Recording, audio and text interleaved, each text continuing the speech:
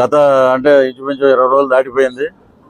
ఎక్కడికి వెళ్ళినా ఒకటే స్పందన. అటు శ్రీకాకుళం నుంచి శ్రీకాళహస్తి వరకు కూటమి అభ్యర్థుల్ని మేము గెలిపించుకుంటాం, జనసేన పార్టీకి మద్దతు ఇస్తాం, అద్భుతంగా ఈసారి పవన్ కళ్యాణ్ గారిని అసెంబ్లీలో తీసుకెళ్లి కూర్చోబెడతాం.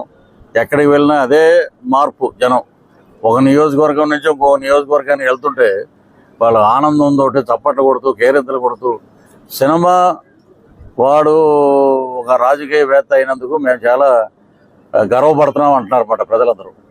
ఇవి ముద్రగడ్డ మాట్లాడే మాటలు మీరు ఏనే ఉంటారు. పిఠాపురంలో వచ్చి కూర్చుంటాడంటే మేము ఉన్న ఫస్ట్ పేజీలో 3 రోజులు పిఠాపురం చేసాం. ఎక్కడ కూర్చున్నాడో మాకు తెలియదు. ఒకవేళ ఏమైనా గుడిమెట్ల దగ్గర ఏమైనా కూర్చున్నాడేమో అడుక్కునే వాళ్ళతో పాటు మాకు తెలియదు. కానీ మేము పిఠాపురంలో కూర్చుంటాం, పవన్ కళ్యాణ్ ఓటింగ్ చేస్తాం. ఏం చేశాడు పాపం పవన్ కళ్యాణ్? నువ్వు రెడ్డి సంఘనాగుతున్నావు వెళ్ళి. నేను గతంలో కూడా ఇలే మాట మాట్లాడా. నువ్వేదో కాపు నాయకుడు, మేము ఇక్కడే భీమవరం అది పక్కన తాడేపల్లిగూడెంలోనే పుట్టింది, డిగ్రీ వరకు ఇక్కడే చదివాం. మరి నువ్వు అప్పట్లో మేము ఏమనుకున్నామంటే కాపు నాయకుడు యూనివర్సిటీలో ఉన్నప్పుడు ఆ కిర్లంపూడి పక్కన ఒక కాపు నాయకుడు ఉన్నాడు అనే దండం పెట్టేవాళ్ళం దూరం నుంచి. వా జాతికి బ్రహ్మాండం చేసేటరా అది ఇది అని అనుకునేవాళ్ళం. అదంతా ఉత్తదే అని తెలిసింది. అది నీకు సిగ్గుందా ముద్రగడ్డ?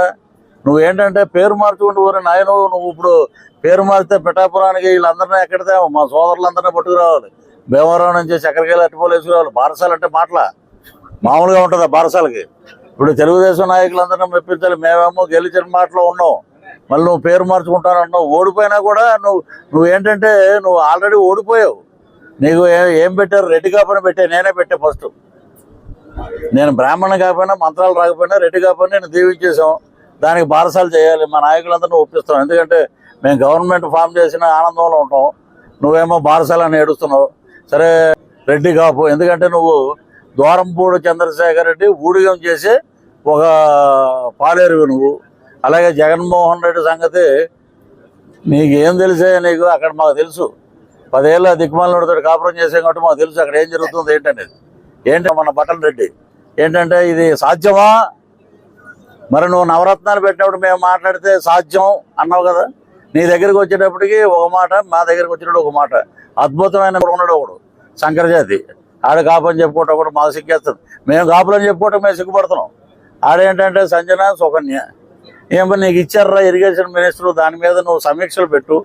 ప్రాజెక్టులో ఏమున్నాయి, నిర్వాసితులకు ఏమి ఇస్తున్నాం, ముంపు గురైతే మనం ఏం పరిహారం ఇస్తాం, దాని గురించి మాట్లాడటం మానేసి అరగంట ఉంటావా గంట ఉంటావా ఆడేడిపోది. ఆ శ్యాంబాబు అని ఒక ఏడుపు ఏడిచాడు, మేము ఏదో క్యారెక్టర్ చేసేవాడిని. దాని గురించి డిస్ట్రిబ్యూటర్గా మాట్లాడతాడు. నీకు ఇచ్చింది ఏంటంటే ఎక్కడే లేదు. పవన్ కళ్యాణ్ గారు 3 పెళ్ళిళ్ళు, ఈడేమో ఈడేమన్నా ఈడి చెల్లెలు ఇచ్చాడు 3 పెళ్ళిళ్ళు పవన్ కళ్యాణ్ గారు చేయటానికి. పోనీ ఈడి చెల్లెళ్ళు ఇస్తే మా చెల్లెళ్ళు వదిలేసామంటే నడకొచ్చు. న్యాయబద్ధంగానే ఇడిపోయారు. కొన్ని వివాహాలు కలిసి ఉంటాయి, కొన్ని ఒక్కొక్కరికి అదృష్టం దురదృష్టం ఉంటాయి వైవాహిక బంధంలో. దాన్ని గౌరవించారు పవన్ కళ్యాణ్ గారు. సాంప్రదాయబద్ధంగా విడిపోయారు వాళ్ళు.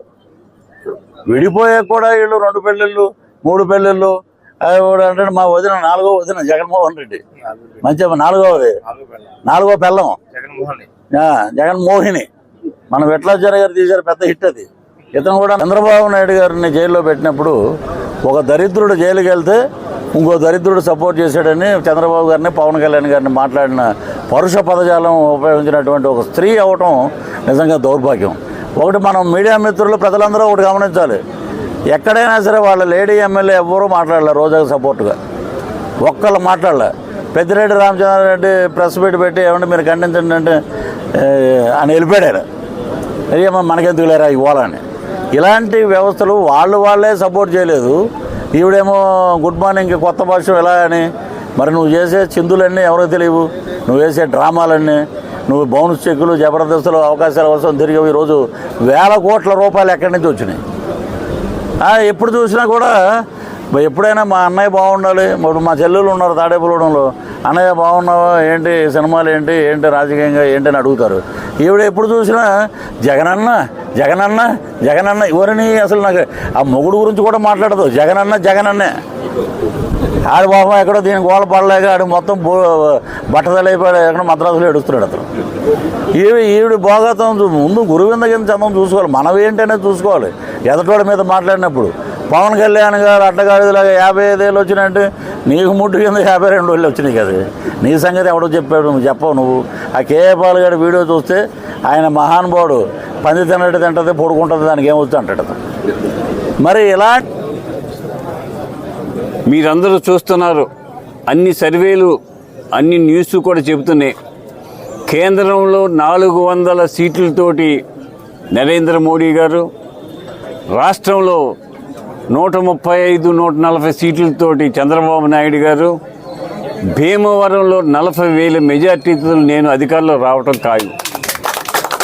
ఆయన గురించి చెప్పక్కర్లేదు.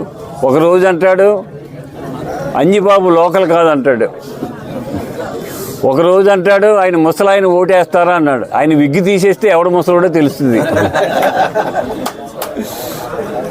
అటువంటి పిచ్చ మాటలు మాట్లాడుతున్నాడు. అర్థమైపోయింది, మన సీన్ అయిపోయింది. జూన్ 4న మన ఇంటికి వెళ్ళిపోవాలి, మన రాజకీయ చరిత్ర క్లోజ్ అయిపోద్దనే ఆలోచనలోకి వచ్చేసాడు ఆయన. ఖచ్చితంగా మనం అధికారంలోకి వస్తున్నాం. ఈ రాష్ట్రాన్ని, ఈ దేశాన్ని పరిపాలించే చక్కని నాయకులు వస్తున్నారు.